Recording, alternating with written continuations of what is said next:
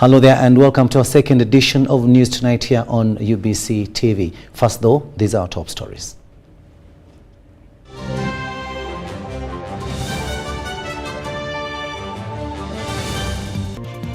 In our top stories tonight, President Yoweri Museveni awards Abdul Katabazi, who killed the assassin of engineer Daniel Bosa. Police puts a 10 million shillings bounty on Lujia Bosa, the prime suspect in the assassination of engineer Daniel Bosa. Minister for Kampala, Mr. Kabanda, calls off verification exercise for cleaners.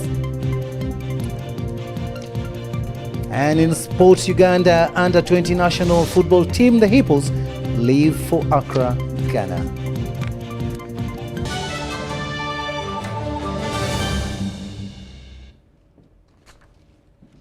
Hello there and welcome again. We are coming to you live online and on air from Broadcast House here on Nile Avenue. On sign language, it is Elizabeth Nakakoni and I am Rukidi Edward Kijanangoma. Now, President Yoweri Museveni, in company of the First Lady and Minister for Education and Sports, Janet Kataha Museveni, has today awarded Mr. Abdul Katabazi with Nalubale Medal at State House Entebbe. Now, this was during a cabinet meeting. Katabazi, a plumber and a motorcycle raider in Chikandwa Zone, Lunguja, Rubaga Division, pursued and captured their assailants who shot dead engineer Daniel Bosa, the leader of Buganda Kingdom's Endiga clan, on Sunday the 25th of February 2024.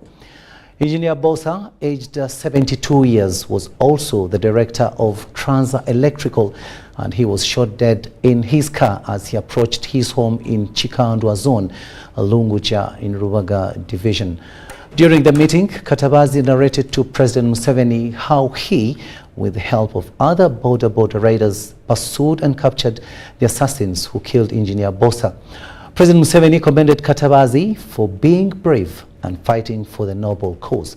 The president further pledged to award and support other border men who participated in the capture of the assassins.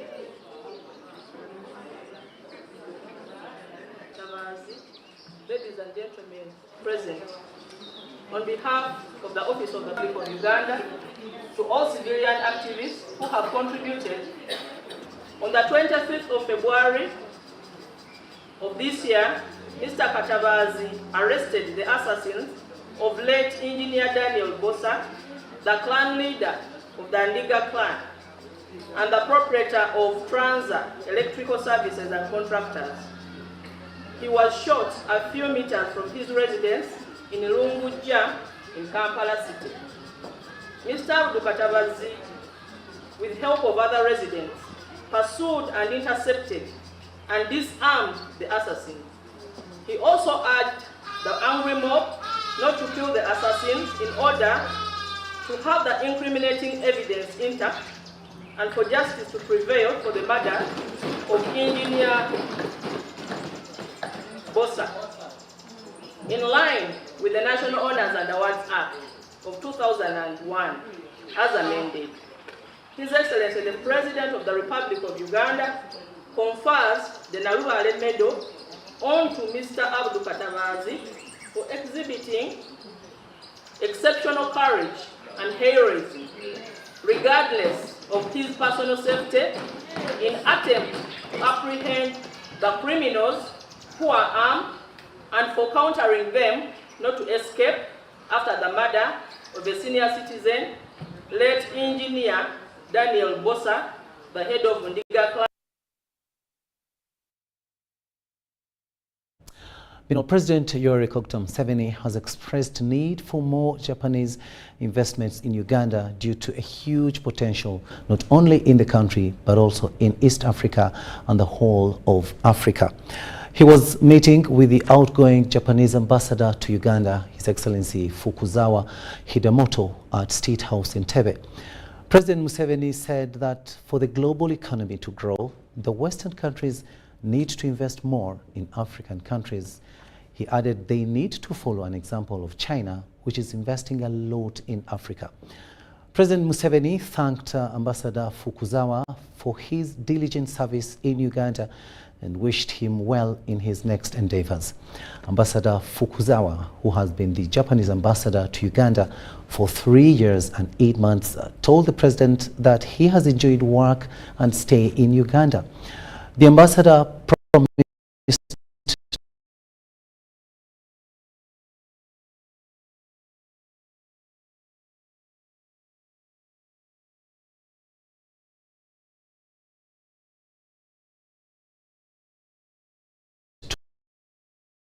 to interest the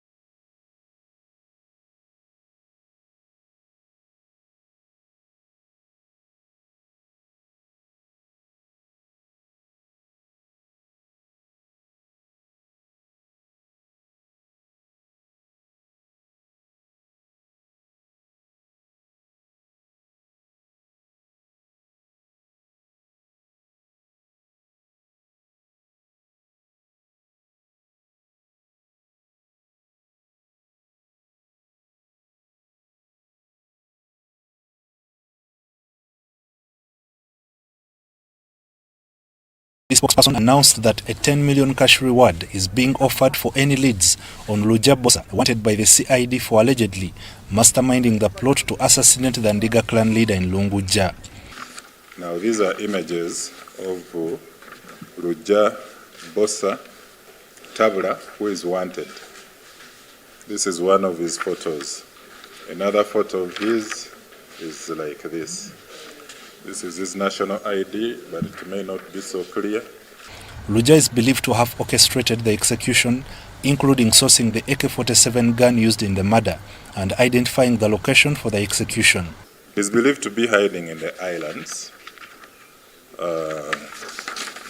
He's aged 38 and is a resident of Kabango village, Kakola Parish, Mutubagum sub-county in PG district.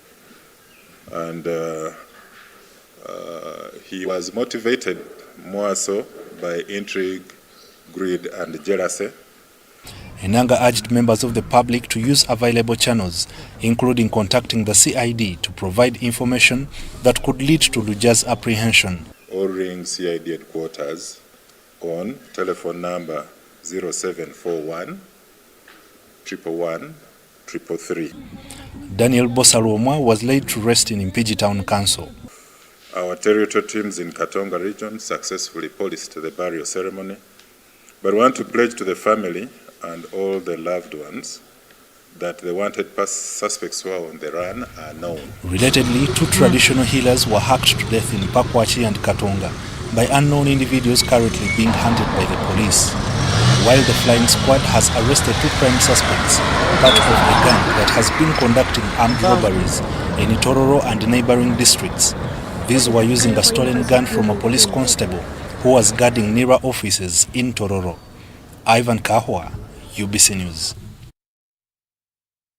Now, the Inspector General of Police, John Martin Okoth Ochola, has handed over office to the Deputy Major General Geoffrey Tumsime Katsigazi following the expiry of his contract. Ochola has served the force for 36 years and 6 years as Inspector General of Police. Major General Geoffrey Tumsime Katsigazi will serve in acting capacity until a new IGP is appointed. We have more in this story. After serving the Uganda Police Force for 36 years, the outgoing Inspector General Police, John Martin Okoth Ochola, has retired from the institution. Before you this day to give my stewardship report and hand over leadership of this great institution to the new IGP. Now, since there is no IGP appointed, I will be handing over to a caretaker, who is the DIG. While handing over the office to the deputy, John Martin Zokoth Ochola applauded the Commander-in-Chief of Armed Forces for the opportunity to serve the country. It has been a great honor to serve under his guidance as Commander-in-Chief. His vision for a safer and more secure Uganda, devoid of violence and crime, has been inspirational not only to me alone, but other police officers as well. Not all institutional challenges could be solved in the 6 years of my tenure. Therefore, there are other unfinished critical issues that hinder professional policing, which the new administration can accomplish. Some are outlined in this handover report. President Yoweri Kaguta Museveni appointed John Martin Zokoth Ochola as the Inspector General of Police on the 4th of March 2018, and his contract has expired. When I took over the steering of affairs of this great institution, at about this time, exactly 6 years ago, we were able to register numerous achievements in policing, as well as creating a general atmosphere of calmness, togetherness, and a sense of belonging we are witnessing today. We have a sense of belonging.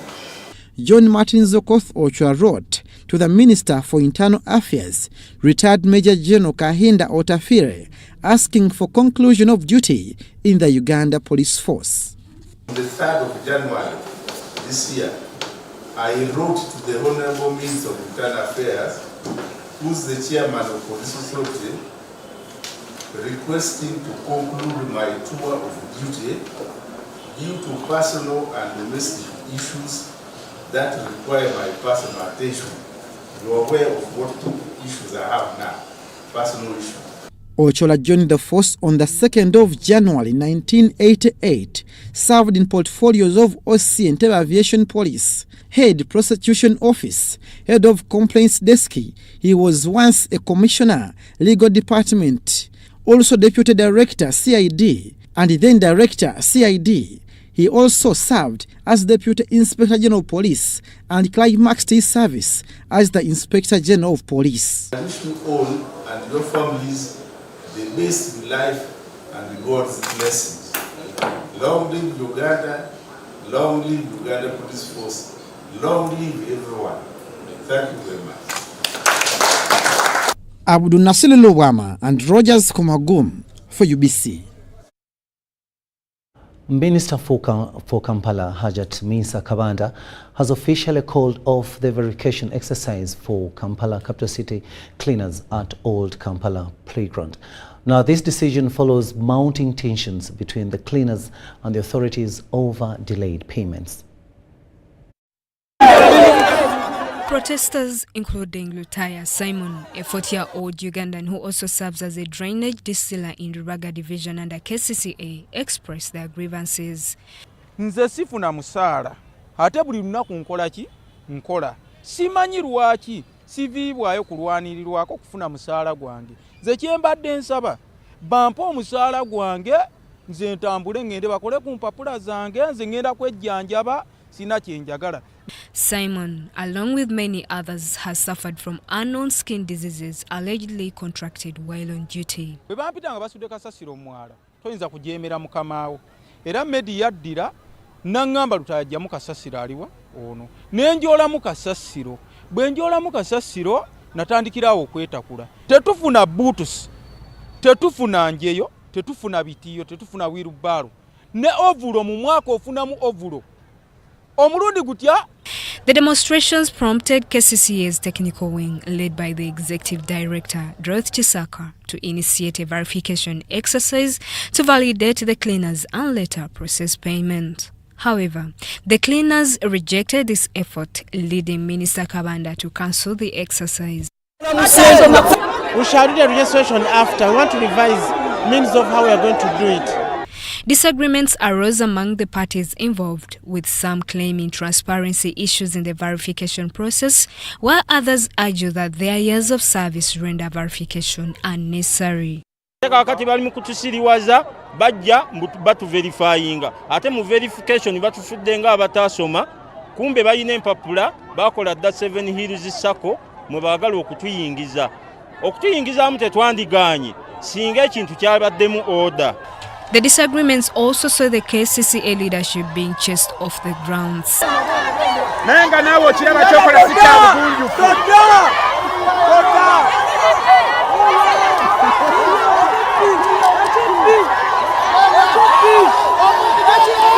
During the protests, cleaners dressed in green jackets labeled with KCCA for a smart city highlighted the challenges they face on Kampala's roads, including the persistent issue of delayed salaries. Abakazi bano bamaze emyezi mukaaga tebabasasula ssente. Abakozi bano bakera ekiro babalepinga bangoba mu nnyumba. Bwe bangoba mu nnyumba ennyumba nswami ya mitwalo 4. Omusajja omukulu alina n'abaki n'abaana. Nene emitwalo 4 gyabula. The Deputy Executive Director of KCCA, David Luimbazi, however, explained that the verification exercise was meant to confirm the number of cleaners for payment processing, citing the inadequacy of the funds allocated by the Ministry of Finance. Of SACCO workers under 7 Hills and the community SACCOs to verify that the staff lists we have in the KCC against which we make payments are actually comprised of genuine community workers. In a related development, the 7 Hills Sacco from Machindia Division, alongside others, also marched to City Hall for verification, demanding payment for 3 months' worth of work. The chairperson of 7 Hills Rubaga, Jamil Kabugo, attributed the confusion to the Lord Mayor, Elias Lukwago. Kuno kwera kwemulaba n'okulongoosa n'okugogola emyala. Abantu baali bakifuula bya bufuzi kyovola Lukwago afiirawo.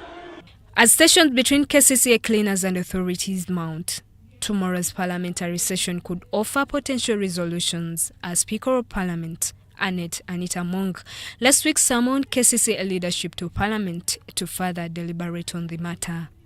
Justin Nakami, in Kampala.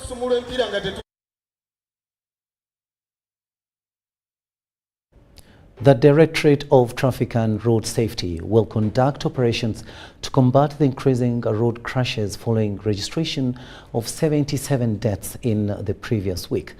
While giving the weekly traffic report, the Traffic Police spokesperson Michael Kanandra confirmed 339 road injuries sustained, with mostly pedestrians being affected. The Directorate of Traffic and Road Safety plans to conduct operations to curb road indiscipline by motorists and cyclists. Operations on errant drivers who have continued to become a problem and are causing most of the road crashes on the roads. We are also conducting operations on speed enforcement with much emphasis on the Kampala-Entebbe Expressway. Operations among the borders continue, targeting those who ride without crash helmets, those without reflective jackets, and those without driving permits. Traffic police statistics show that over a third of road accidents are caused by pedestrians due to ignorance of road use. Guidelines have been issued to ease road use between pedestrians and motorists. We have to watch out for pedestrians stepping suddenly into the road from behind or on stopped vehicles. Be extra careful when children are around and when driving near schools. Since the beginning of 2024, Uganda Traffic Police has registered the highest number of fatalities within a period of 7 days. In other news, the Kampala Metropolitan Police are investigating a murder by shooting involving UPDF Corporal Jawaimbe Paulbert at Serene Woods Bar in Bulindo, Kira Municipality. Jawaimbe is a UPDF officer. This was gotten to know after this misunderstanding that he later on, after the misunderstanding with the waiter, went back to where he stays and came back in an army uniform armed with a gun, an SMG, carrying 120 rounds of ammunition. Unfortunately for Balam, when he stopped the guard, the UPDF officer, he discharged some bullets on the ground and also one in the neck of the officer. So he later on sped off back to where he was staying, and early at about 10 a.m. Handed over himself to the police at Chira with his gun and also the 118 rounds of ammunition he had remained with. Meanwhile, the National Identification and Registration Authority (NIRA) has cautioned the public against falsifying information during the registration for identification cards. I want to take this opportunity to say that if we identify a person who is, for whatever reason, being used as a conduit to falsely identify Ugandans, we will take note and reject the applicant's form, but we will also stop list or mark for further investigation the citizenship of that person. Your own citizenship will come into query. The public is reminded to apply for the advertised positions for the mass ID renewal exercise that ends on 12th March 2024. Patricia Nandago reporting for UBC. Now, the commander of the Special Forces Commander, Brigadier General David Mugisha, has advised the newly promoted army officers to stay patriotic, focused and fear God if they are to achieve all the best in their professional career. Brigadier General Mugisha made the remarks today while presiding over the decoration and paping ceremony of the newly promoted SFC senior and junior officers at a function held at SFC headquarters in Entebbe. The decorated soldiers included 60 officers and 193 militants. Out of these, 23 were captains, 6 majors and 9 lieutenant colonels. Brigadier General Mugisha also thanked President Yoweri Museveni for his visionary stewardship and unwavering determination that has made the UPDF a strong force to reckon with. The book of James, chapter 4, verse 10, says, "Humble yourselves in the sight of the Lord, and shall lift you up." The Bible further demonstrates that promotion is a preserve of God. While people, circumstances, character, or qualifications may seem to be immediate causes for elevation, they are mere tools. Therefore, being promoted is a call to more duties, responsibilities, and undertakings that require a robust approach, conscious discipline, extraordinary commitment to service, consultation, and rational decision making. The efficiency, effectiveness, dynamism, versatility, competency, reliability, productivity, pro-people nature, and ability to secure, safeguard, and pacify Uganda, East Africa, and the entire Africa is anchored on His Excellency the President of the Republic of Uganda's philosophy of patriotism, Pan-Africanism, socio-economic transformation. In addressing their challenges, build strong and versatile teams in order to solidify our position in ensuring peace and stability of Uganda, fight against subversive tendencies such as corruption, cheap popularity, double talk, subterranean gambling, rumor mongering, and all forms of sectarianism and any other bad practice that may injure the cohesion of UPDF and Special Forces Command in particular. Now, the International War Crimes Division Court has set the 15th of April 2024 to confirm the charges against the 8 suspects accused in the murder case of Assistant Inspector General of Police Andrew Felix Kawesi. Although court was to confirm these charges today, this was impossible since some lawyers for the defense legal team delayed putting their submission in court. The 8 accused persons in the murder case of AIGP and Felix Kawees appeared at the International War Crimes Division Court in Kampala for the pre-trial of the case before Justice Alice Komuhangi Kauka. The accused legal team was not in court following their failure to put submissions for court to confirm the charges against the accused. The defense lawyers included Ladislas Rakafouz and lawyer Kasada David. Justice Alice Komuhangi Kauka has now ordered them to file their submissions by 11th March 2024. None of the defense lawyers was present in the court, and no explanation has been formally brought to the attention of the court for their absence. I also need to state that neither Mr. Rakafouz nor Mr. Kasada has filed submissions as per the directives issued by this court. In light of the above, I am constrained to adjourn this matter and give Mr. Rakafuzi and Mr. Kasada another opportunity to file submissions if they so wish. And the submissions should be filed not later than the 11th of March 2024 and service be made on the prosecution by the same date. Prosecution shall find a rejoinder, if any, not later than 18th of March 2024. The ruling in this matter shall then be delivered on the 15th of April 2024 at 9:30 a.m. with or without the submissions from Mr. Rakafuzi or Mr. Kasada. Prosecution in this matter is represented by Marion Benbera. Justice Alice Komuhangi Kauka has extended the bail for the 8 accused persons until 15th April 2024. Prosecution contends that the 8 accused persons murdered AIGP and Felix Kawees in cold blood with his bodyguard Godfrey Wambeo and driver Kenneth Erewu on 17th March 2017 around Kulambire, Kampala suburb. The 8 suspects in this matter who are on bail are also charged with offences of belonging to terrorist organization Allied Democratic Forces and child trafficking, among others. Deborah Namamonde, UBC News.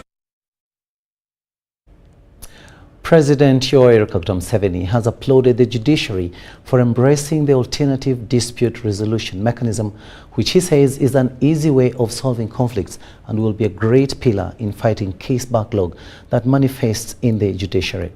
Vice President Jessica Alupo, who represented the president, made the remarks during the graduation ceremony of Master's degree in Dispute Resolution by Pepperdine University in a function held at the judicial headquarters here in Kampala.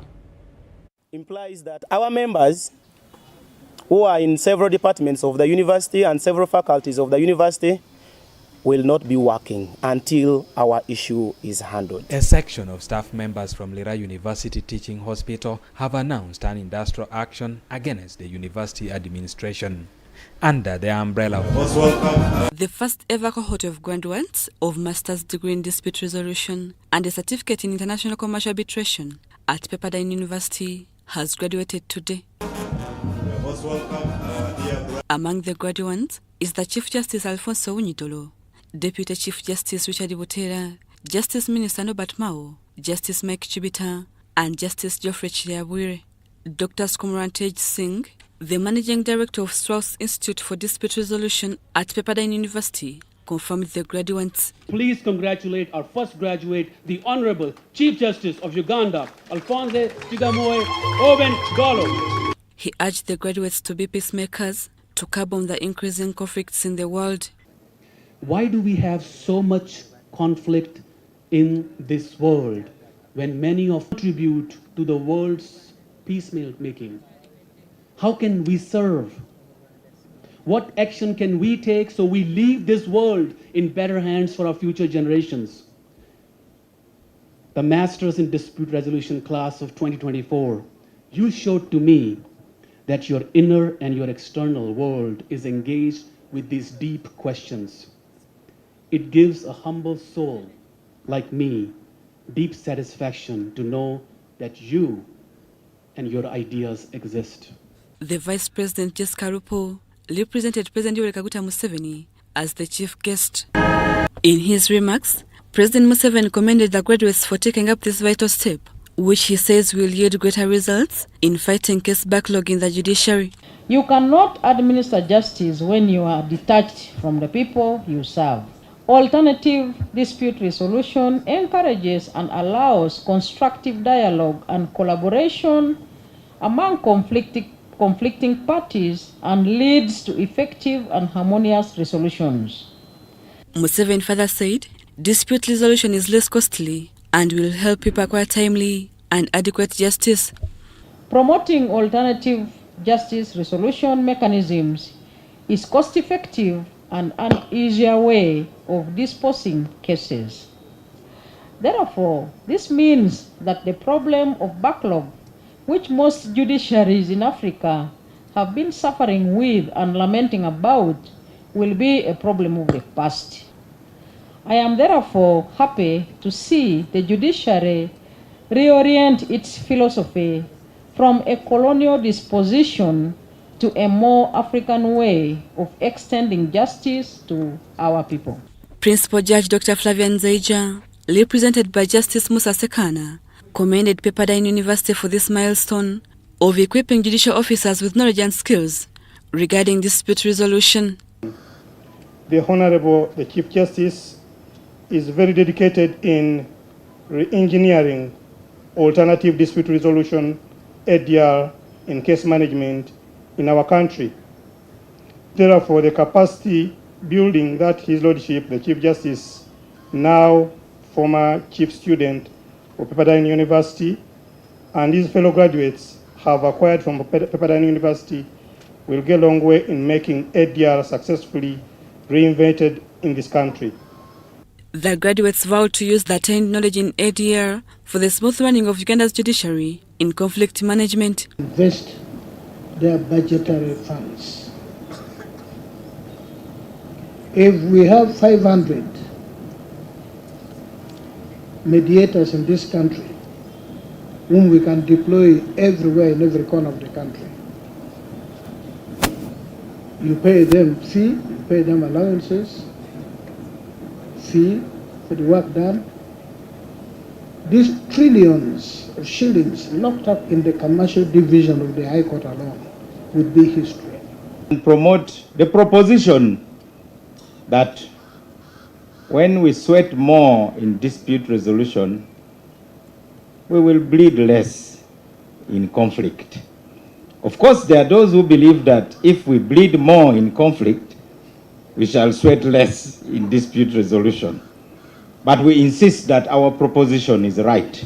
This graduation is timely as Uganda prepares to host the Africa Chief Justices Summit on alternative dispute resolution on Tuesday this week at Mistil Hotel in Kampala.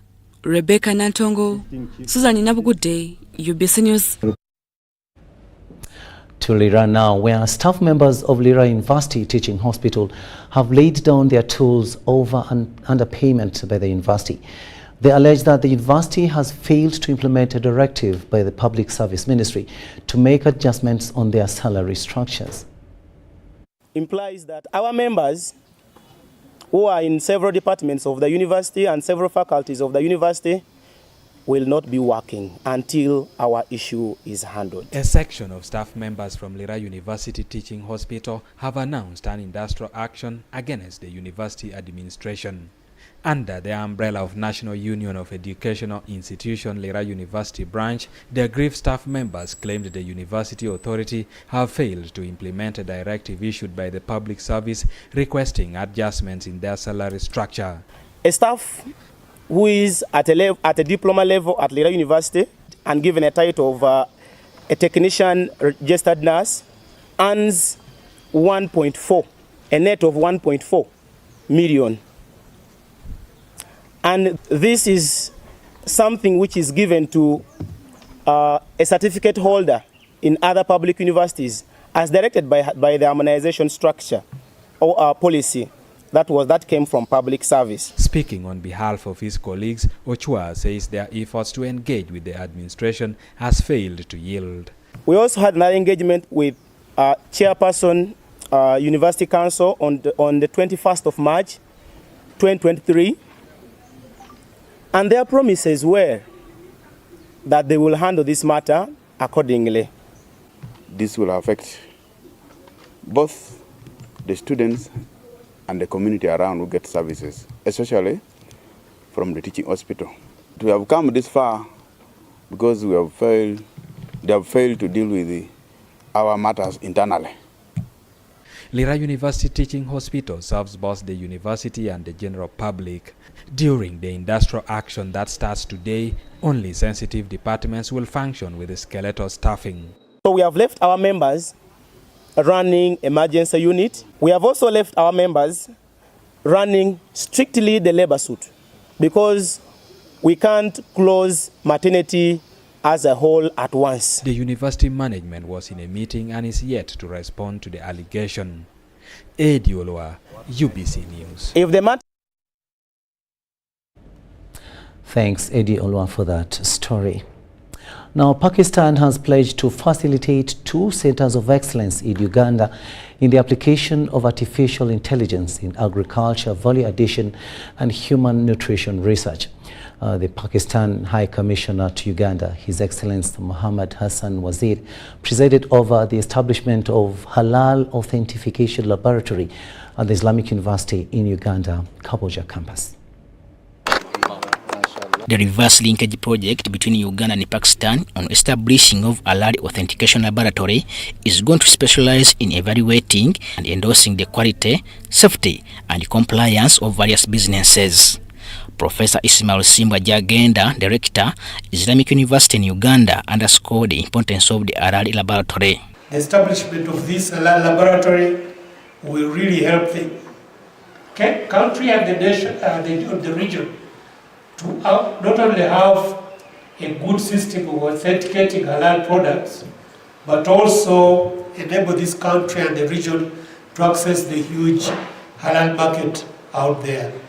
I would like to thank IDB again for responding to our call and generously contributing over $264,000 that is going to help to equip the library. The Deputy Mufti Muhammad Ali Waiswa says the awareness about halal food and products has increased due to the cross-contamination of several industrial products. However, the Muslim countries need to establish halal testing laboratories to ensure the halal status of the consumer products.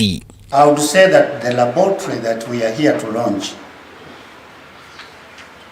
it is where we shall conduct research and collect data to support fatwa decisions. How do we deliver fatwa without basically, especially for ensuring the products that do not use haram or impure ingredients which are prohibited in Islamic faith. So there is a big connection between our work as muftis and what the laboratory is going to conduct. The Pakistan High Commissioner to Uganda, Muhammad Hassan Wazir, laid the foundation stone for the construction of the Halal Authentication Laboratory at IU Kaboja campus. A place which train industrial partners, a research center which conduct original research in the field of halal products, and of course a certified internationally accredited laboratory which provide very high quality testing services. So you are actually embarking upon a journey of establishing something really big. And that is the reason. The Halal Authentication Laboratory is also aimed at enabling the country to access the huge halal industrial market of over $2.5 trillion around the world. Robert Katamba and Mike Wakawurindi, UBC News. The Patriotic League of Uganda, PLU, has held a sensitization campaign against corruption, including theft of drugs in government health facilities. Speaking to Bugisu Sub-Region, Yohaz Isagala Baluku, the national coordinator, acknowledged that Patriotic League of Uganda will ensure that all Ugandans access various services. Patriotic League of Uganda (PLU) leaders are in an awareness campaign against corruption which undermines service delivery. Of fighting that is corruption.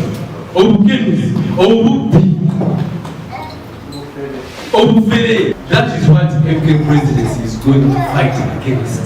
The people who come and bring billions and buy people, and you find that only the incompetent people find themselves in seats at parliament. PLU National Administrator Bob Kakuru said there is a need to extend financial support to Bugisu ghetto youths. Twina ghetto teams, Elango, Twina ghetto teams, Bugisu, Kampala special yo.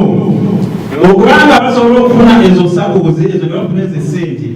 Ate nga n'obululu tebatuwa tombero tugenda gitwala mwetereze mwekunganye bulungi nnyo tulabe nga tusobola bandingayo babeereko tebabakolera. During this engagement, the Bugisu sub-region PLU supporters requested General Muhoozi Kainerugaba to meet them.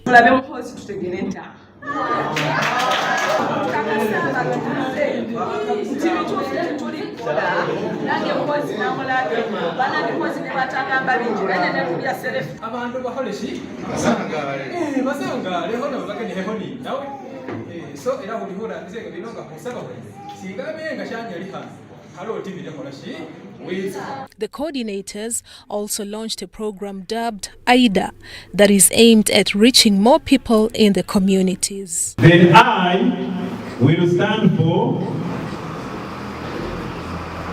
interest. I will explain all of them very briefly. Then D stands for desire.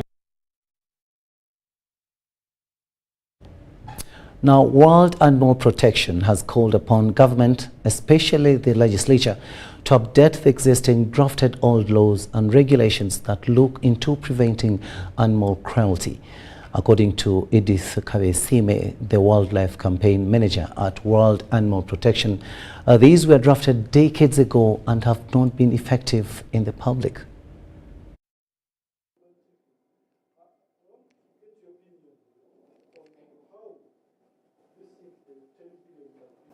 Many decades away, almost a century. We can't be talking about laws which were made during the colonial era, and we still think they can work for us.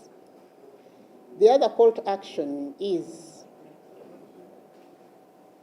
recently there is a lot of appetite for us to increase our tourism revenues. How do we do it? By looking at how we can exploit our wildlife. When we exploit wildlife, we must look at the other side. How do we do it? And that's how the issue of animal welfare comes into play. So as we think about how we increase our economy, we gain from tourism, the whole issue of animal welfare must come into play. Therefore, as we think of this government investing in captive lion breeding to increase lion numbers in our different national parks, let's look at the other measures that we can invest in. For instance, have we looked at the other causes why the lion numbers are going down? Perhaps no. If we breed the lions and we simply throw them into the wild, would they survive?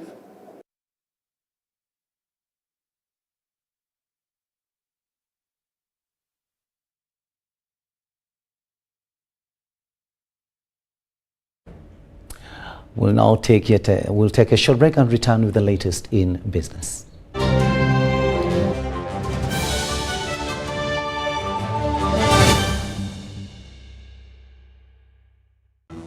Fred! Osmosis. Freddy!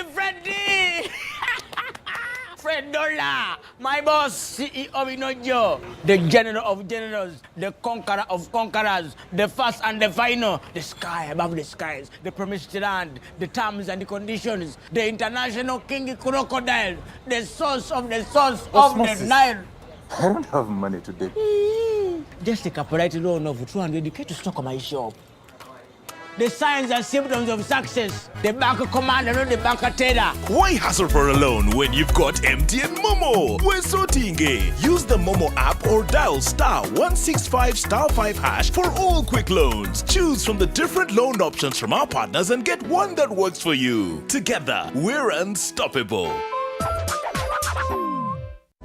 The government of Uganda and the Uganda Bureau of Statistics is calling upon all stakeholders such as the chief administrative officers, city mayors, resident city commissioners, city clerks, city and division councillors, wards and LC chairpersons, as well as the residents and business communities to cooperate with the UBOS field teams as we embark on advanced preparations to conduct the National Population and Housing Census on the 10th of May 2024. The census will be a 10-day exercise to obtain statistical data and information that will be used for planning and policy formulation, including information on 1. How many we are, 2. Where we are, 3. How we are living, 4. What we own, and 5. Where we access services from. The Uganda Bureau of Statistics has now started listing of households and mapping in the 11 cities of Arua, Fort Portal, Gulu, Hoima, Jinja, Lira, Mbale, Masaka, Mbarara, Soroti, and in the Greater Kampala comprising of Kampala, Wakiso, and Mukono districts. For more information, please call 0755 342 128 or 0773 342 128. This message is brought to you by the Executive Director and Census Commissioner, Uganda Bureau of Statistics. Census 2024. It matters to be counted. Ebiseera by'okuzaayo abaana mu masomero tebiteekwa kukaluubiriza n'akatono. Eno kusimba nnyiriri mpanvu kano kalipagano ka bidduka. Simanya kuzunga na banka siripsi.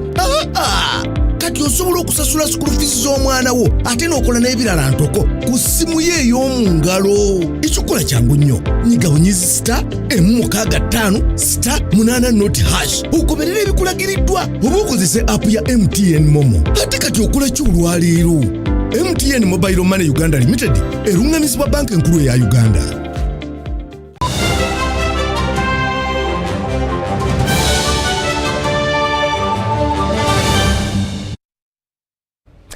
Welcome back. Let's have a look at business news now.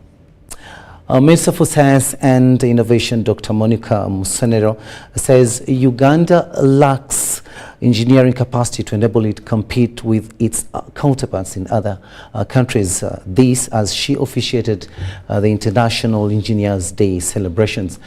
Musenero says Uganda should embrace manufacturing raw materials more than consuming them. Engineers from Uganda and other neighboring East African countries like Tanzania converged in Kampala to commemorate the International Engineers Day to discuss matters of engineering for a sustainable world. Among the issues was the enactment of the Engineering Professionals Bill that is yet to be presented before Parliament. The sector which is responsible, in this case the Ministry of Works, they bring a proposal to Parliament, to Cabinet. They bring that draft bill. They first bring, then they bring the principles of amendment of the law, or of the law itself if it's not amendment. In this case, the proposal is to repeal the old law, which is 1969. So it was taken to Cabinet. You now take it to the first Parliamentary Council to draft the bill. So that bill is going to be taken back to Cabinet. Once it is passed, it is now taken to Parliament. We have asked government to expedite the enactment of the Engineering Professionals Bill, which is a law that has a lot of aspects beyond regulating only the engineers. Because currently we are able to use that act only for the person, the individual. But engineering is not only about the person. It's about technicians, it's about the technologists, it's about the artisans. It's also about how do we punish those that don't do the right thing. According to Dr. Musenero, Uganda is doing so little in adding value to the local engineers. We have been training engineers largely theoretically because they don't, we are not training them to fit in a particular industry. This is now going to change. is going to change, because once we start manufacturing automotive parts, I don't need just engineers to make cars. I need engineers who can design the the side mirror. I need those who can design the steering wheel. I need those who can design different parts. So, and each of those can grow into an industry. The President, through the Ministry of Works and Transport, will develop a local capacity policy to identify local expertise that lacks monetary aid. This is going to help to develop, identify those companies in the country that are very organized but may be lacking in terms of financial muscle. Then the government will find a way of mobilizing resources to give them the necessary financial muscle, either to build their capacity to get the equipment or build just their capacity to have the resources, the money that they need to do a lot of work. The Engineers' Day celebrations is on the theme Engineering Solutions for a Sustainable World. Mariana Wori and Andrew Sebida for UBC. Local leaders and women in Kwania district have appealed to government for a tax waiver on bicycles to increase access to this non-motorized means of transport. A survey conducted in Kwania district revealed that majority of women still lack access to bicycles, yet it is a necessity in transforming lives of rural women. Eddie Olua gives us more. Sophia Kule, peasant farmer, is a resident of Aduku sub-county in Kwania district. She owned her first bicycle in 2017. Since then, her life has never been the same. Whatever youth, pure we go to work. Eto peka mata nunga yere. Kage joke no kwa gali wani kunjwadi koni wanu tikeri chile. Guga me obalo ko. Eto wan puru kerte ho yeho pen genu tu nyeho. The bike helps her in transporting produce to the market, fetching water for home use, and taking children to school. Sophia is among 1,700 women living with the HIV who benefited from the bicycles given by Union of Hope, a community-based organization working in Kwania and Apache district. The DHO Kwania says this has enabled these vulnerable women access refill centers, improving the HIV suppression rate in the district. So they are able to reach the facilities in time. They are able to get their refills of medicine as required. The challenge is sometimes there's a delay in release of medicine from national medical stores, like for Kwania and other districts in Lango. We last got supplies in September. So that means there's been a long period of stock out in facilities. We try to address as a district or as a region by redistribution. Because bicycles for us in Uganda is a hassle. Union of Hope had intentions to give out 5,000 bicycles, but the target could not be met due to the taxes on bicycle importation. A mountain bike is taxed $25 every single time we import them. Most of the bicycle movement across the world wants to give bicycles, but because of the taxes which is levied on each bicycle that come in a container, we are constrained.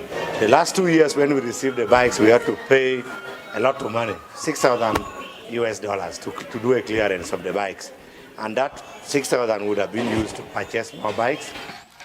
A survey done in Kwania by York University, Toronto, Canada, on the role of bicycle in development revealed how bicycles are critical in transforming rural communities. Many women told us that they were able to move from here in Kwania to go to Lira, get maybe a bag of beans, come back and sell.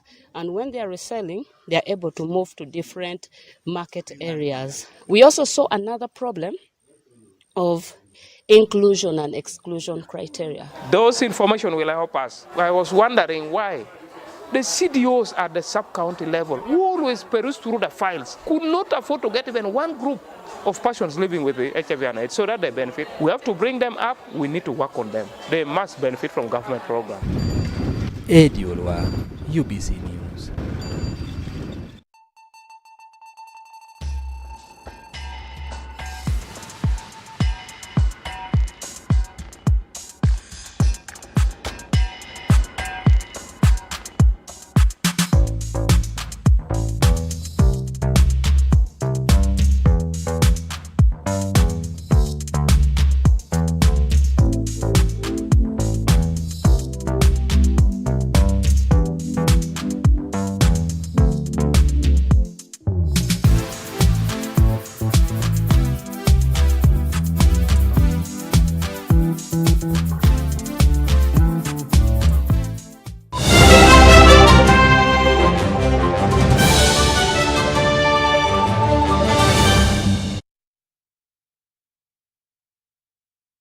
An item of sports news now, and we look at All Africa Games, where Ugandan teams to compete at the All Africa Games continue to arrive in Ghana, the host for the 2023 edition.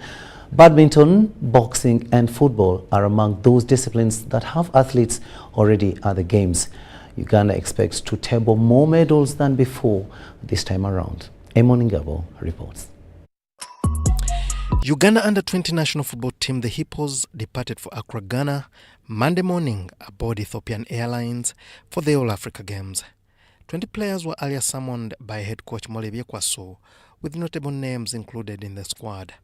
Abastia Uneo Sports Club Villa, Arafat Chiza Usma of KCCFC, Patrick Jonah Kakande of Sports Club Villa, Shafik Magu of Chitara FC, Alpha Sali of Express FC, together with Bruno Bunyanga of Yora AFC, were part of the team.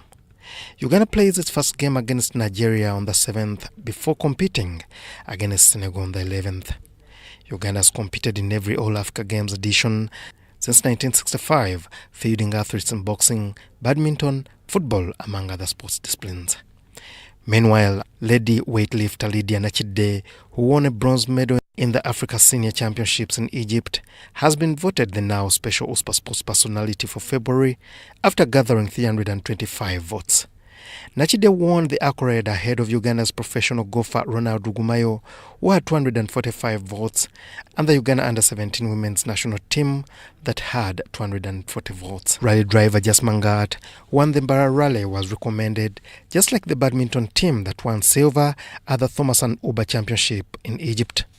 Appraisal system, it's a tradition that we consistently hold, and we believe that in the past month, Lydia Nachide was the outright, members of outrightly favored her ahead of anyone else.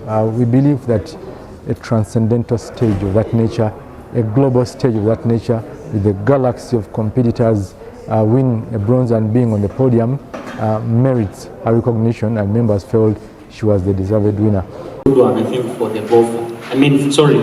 For the weightlifter. Yes, Mr. Samuelson.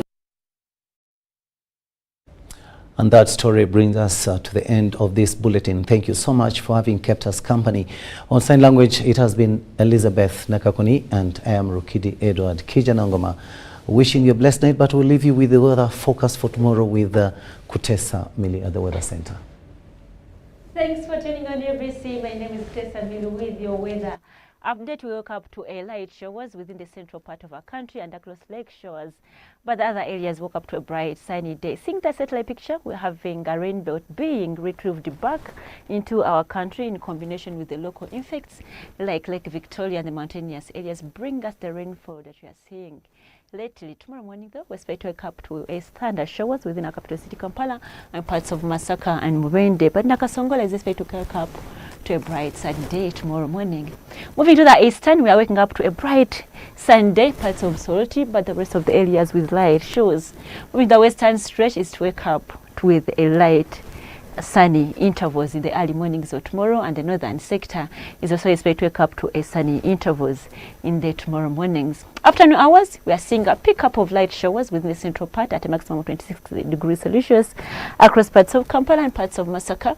Mubende with 27, Nakasongola with 28 degrees Celsius. Moving to the eastern, we are seeing a pickup of light showers at a maximum of 31 degrees Celsius across Soroti, 28 across Jinja, Tora and the nearby areas. Moving the western stretch, apart from the morning, but in the afternoon hours, we are seeing a pickup of light showers that side at a maximum of 30 degrees Celsius across parts of Kasese, Masindi with 29, Mbarara with 26, Kabale Highlands with the lowest of 23 degrees Celsius. The northern sector is expected to have a pickup of light showers in the afternoon hours at a maximum of 31 degrees Celsius, apart from Arua, where we are seeing a sunny intervals even in afternoon hours at a maximum of 29 degrees Celsius. Yes, moving out of Uganda, touring the cities across the globe, we are forecasting sunny conditions across Cairo and Doha at a maximum 28 degrees Celsius across Cairo, 27 across Doha. London with sunny intervals at a lowest of 12 degrees Celsius. Washington, D.C. with the cloudy conditions at 16 degrees Celsius. Berlin with light showers, but temperatures are a little bit low with 8 degrees Celsius only. Thanks for tuning on UBC. I remain Kutesa Mili. Stay tuned and see you tomorrow.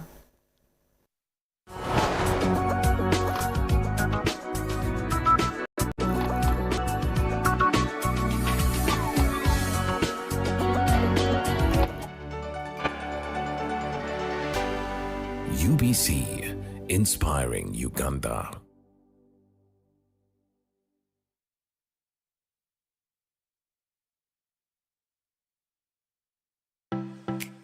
UBC is the national public broadcaster. We educate, inform, entertain, and inspire our audiences. You can watch us on free-to-air channel 001, DSTV channel 282, GoTV channel 371, Star Times channel 201, Zuku TV channel 20, and Azam TV channel 350. Even when your subscription expires, you can still watch UBC for free on your pay TV platforms. The International Women's Day was first celebrated in Uganda on 8th March 1984 at State House Entebbe, and since then, this remarkable day has been commemorated and celebrated every year. This year, the national celebrations will highlight the progress women and girls have made in reducing poverty, pursuing their economic empowerment, and contributing to national development. Under the theme, Accelerating Gender Equality Through Women Economic Empowerment, the celebrations will take place on Friday, 8 March 2024 at Bomba Grounds, Katokwe District in eastern Uganda. Happy Women's Day to strong, intelligent, talented, and simply wonderful women.